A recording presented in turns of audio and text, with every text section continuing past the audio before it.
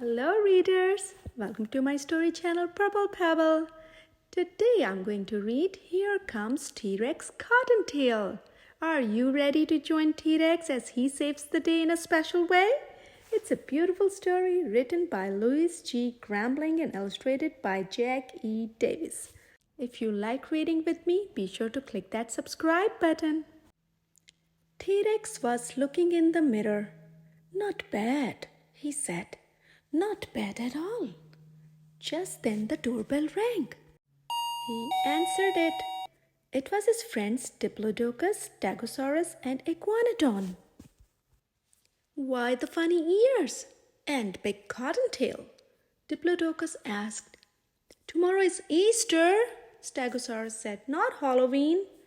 Peter Cottontail, aka the Easter Bunny, has a cold, T-Rex said, and he asked me to deliver his eggs tomorrow. But you can't hope, Iguanodon said. I've been practicing, T-Rex said. The three friends looked around. Where are the eggs? They asked. At his house, T-Rex answered. I'm hopping down there now to get them. Diplodocus, Stegosaurus, and Iguanodon watched as T-Rex wobbled and hopped out the door. I am afraid those eggs are in for a shell-shattering trip tomorrow, Stegosaurus said. T-Rex can practice when he gets back, Iguanodon said. Too late, Diplodocus said, looking out the window. Poor T-Rex. Wobbling and hopping up the bumpy trail, he stumbled and fell and landed kersplat on Peter Cottontail's basket full of eggs. What a mess!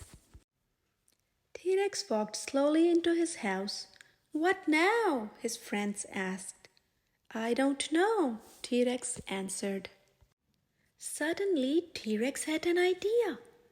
We'll get more eggs, he said, and color them. Then I'll have some to deliver Easter morning. Where will we get more eggs? Stegosaurus asked. Hen gave all of hers to Peter Cottontail. There must be more out there somewhere, T-Rex said. Diplodocus grabbed the empty basket. You stay here and practice, he said. We'll get the eggs. By the end of the afternoon, T-Rex had gotten the wobble out of his hop, and his friends had gotten more eggs. T-Rex was pleased. Where did you get them? He asked. From duck and goose and turkey, Stegosaurus said, and one from Screech Owl. We better start coloring them now, Iguanodon said, or we won't be done till dawn. Late that night, all the eggs were colored.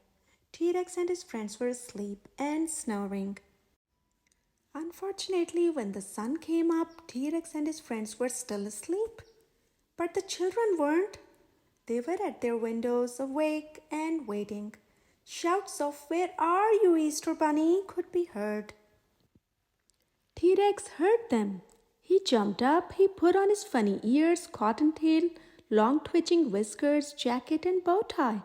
I'll save an egg for Peter Cottontail, T-Rex said to his friends. Meet me at his house later. We'll give it to him then, he said, hopping out the door. The children were still at their windows, waiting and worrying, until T-Rex hopped into view. Cool, they shouted. That's one really big cottontail hopping down that bumpy trail.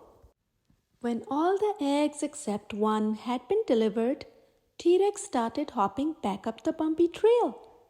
Thanks for our eggs, Mr. Really Big Cottontail, the children called after him. Anytime, T-Rex called back. T-Rex hopped to Peter Cottontail's house. His friends were already there. Do you have the egg? They asked. T-Rex nodded and rang the doorbell.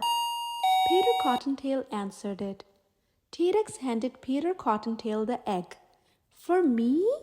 Peter Cottontail asked. T-Rex and his friends nodded. No one has ever given me an Easter egg before, he said. Thank you. Just then the eggs began to crack open. Crack, crack, crack, crack. And dozens of tiny ducks started quacking. And dozens of tiny geese started honking. and dozens of tiny turkeys started gobbling.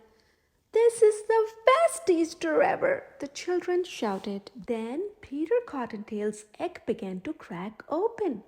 Crack! And one tiny screech owl started screeching. Peter Cottontail was surprised and delighted.